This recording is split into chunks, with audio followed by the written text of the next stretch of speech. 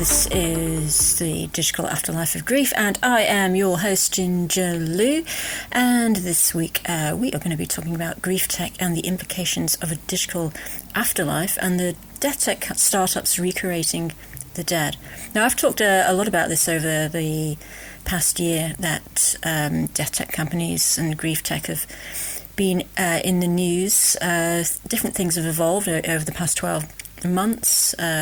ChatGPT, grief tech in the form of chatbots, all different new kinds of things that have been going on. So I'm just going to be doing a little review of what's been happening over the last year and where we see grief tech going in the future, and obviously how it keeps changing. It changes like the wind. AI is upon us, and it is changing practically every day. New things are being invented, new uses, or things are being stopped because things aren't working. So it's an exciting time to be in, for sure. I'm a practice researcher in the visual arts, and I'm studying death tech platforms, specifically how grief tech is designed to communicate with the bereaved on various platforms and applications. Can artificial technology do two things? One is the ability to support the grieving or hinder the process. Secondly, can AI represent the essence of who we are in a similar way as portrait photography? And if so, does AI replace photography's 150-year reign as an identity referent and vessel of memory? I'm also a photographer, and I've been a photographer for quite some time. I'm a Master of Fine Arts in photography.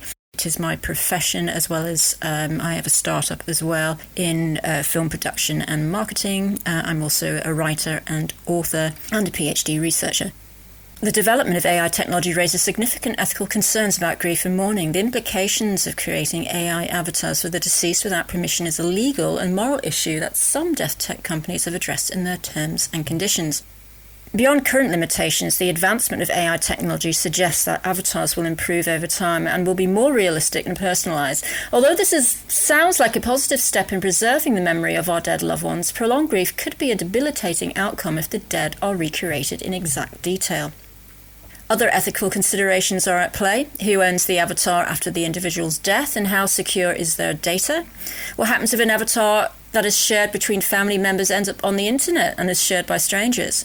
Would you want your parents' likeness to be repurposed as new content by a third party? Yet the same thing could and does happen to our tangible objects after we die.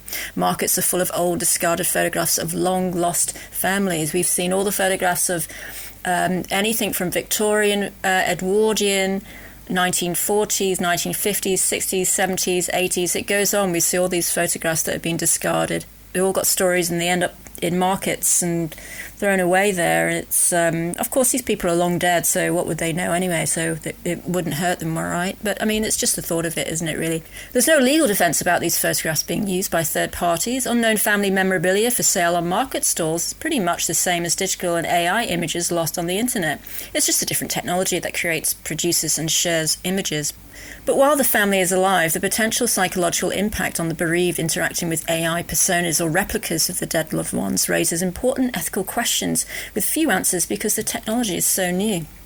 So what of the death tech startups that are around? I've mentioned quite a few of them in the past on my podcast, and I've written about them too on my blog and elsewhere.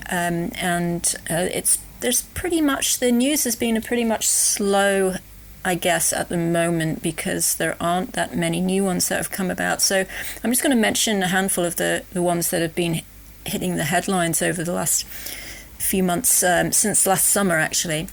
So first is Here After AI. In 2016, James Vlahos faced the reality of his father's terminal lung cancer.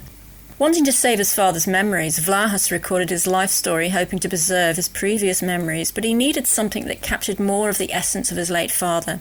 Vlahos spent nearly a year programming an AI-powered chatbot replica of his father, which he named Dadbot. Vlahos' Dadbot experience inspired him to found the company Here After AI, a service that transforms uploaded memories into life story avatars where friends and family can communicate with their dead loved ones. It works by uploading the digital archives of the deceased, like emails, text messages and audio, to create a digital version.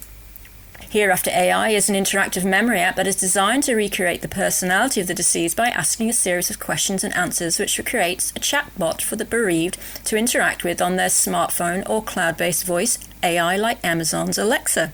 The audio chatbot is designed to engage with the bereaved by giving verbal responses to questions through stories and anecdotes. Naturally, I tested out the app after spending hours setting up and recording my answers to a list of questions. As well as recording stories about my life, it prompted me to record the following. Sorry, I didn't understand that. You can try asking another way, or move on to another topic. And sure, after everything. All phrases I would never say.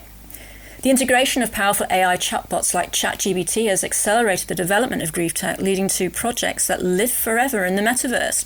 Hereafter, AI aims to enhance its conversational abilities using language models like ChatGPT to recreate a more interactive experience while still ensuring that the AI communicates the information provided. Now, Storyfile generated a lot of publicity last year when it was hired actor William Shatner, Captain Kirk, Captain T. Kirk, I believe, to promote its death tech service. Of course, the actor is still alive, he's in his 90s and still going strong, and who better than him to answer questions about his rich and illustrious life, especially on the back of his recent journey into space. Storyfile records audio and video footage of individuals before their death, creating an interactive video avatar that can attend their own funeral or be shared with descendants. Storyfile's founder Stephen Smith describes the service as the virtual reproduction of the deceased, which is programmed to deliver pre-recorded content in a way that closely resembles the real-life responses of the soon-to-be departed.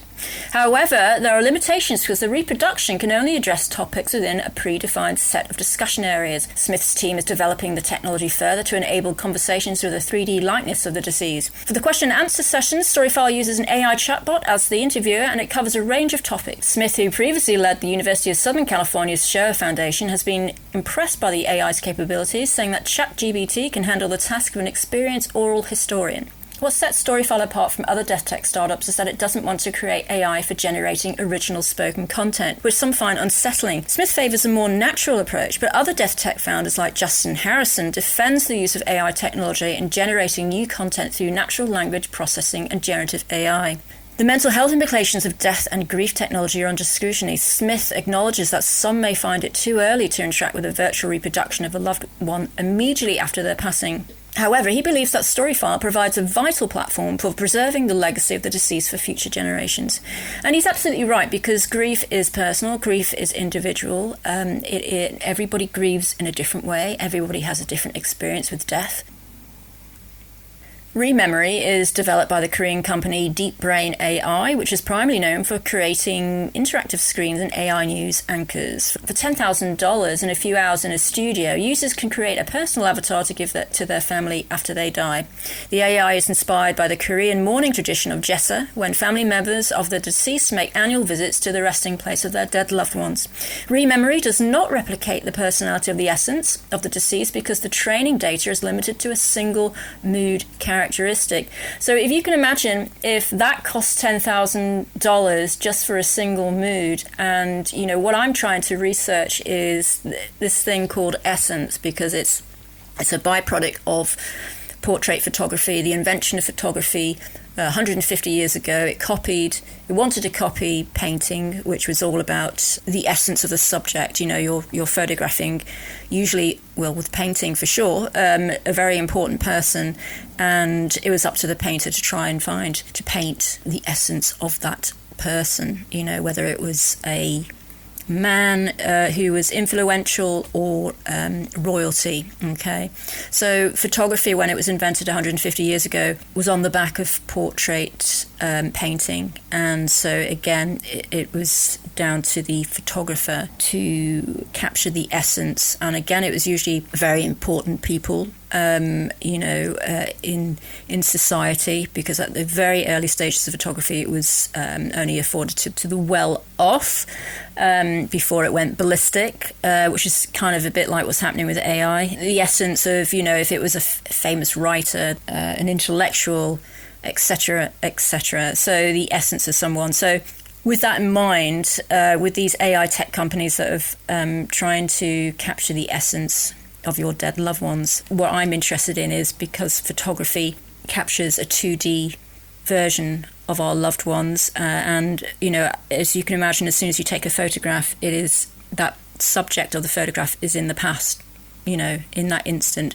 Where with AI, we're trying to keep things in the present, maybe in the future, if that's possible, but we're trying to hang on to our dead loved ones, have that communication with them that's two-way more, instead of one way. We stick photographs on the wall of our dead loved ones. Now with AI, we can perhaps have a conversation with them through a chat GPT or some other death tech technology. So you'll read this essence on some of the death tech companies' pages about, finding the essence, because many of the founders of these companies have experienced loss themselves, and that's why they started the company. So they wanted to find, the essence of their dead parent.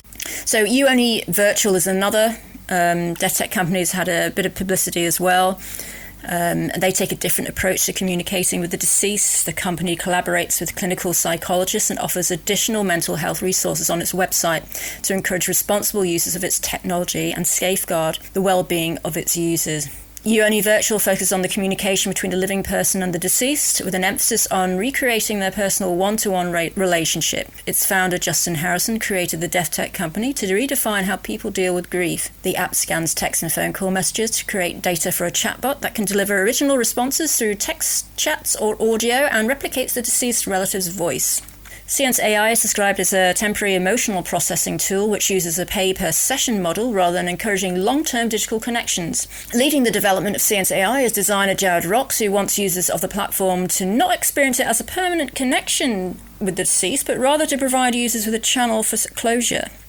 The AI tool sets up a brief exchange that lets users express themselves in ways that perhaps were unavailable before, like after a sudden death. As AI tools improve, the authenticity of grief bots will likely become more convincing, raising questions about whether they truly facilitate bereavement or mess with our sense of reality and our mental health. So how do we grieve in the digital age? The digital age has made coping with loss more complex as the digital ghosts of people remain on social media posts and elsewhere on the internet. Some find solace in revisiting online archives of their lost loved ones, especially on Facebook memorial sites, but the content of these profiles is stuck firmly in the past.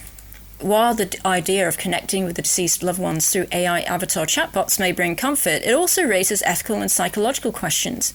Preserving memories and passing along family belongings has been a constant throughout history, prompting tech companies to explore new ways to support this process.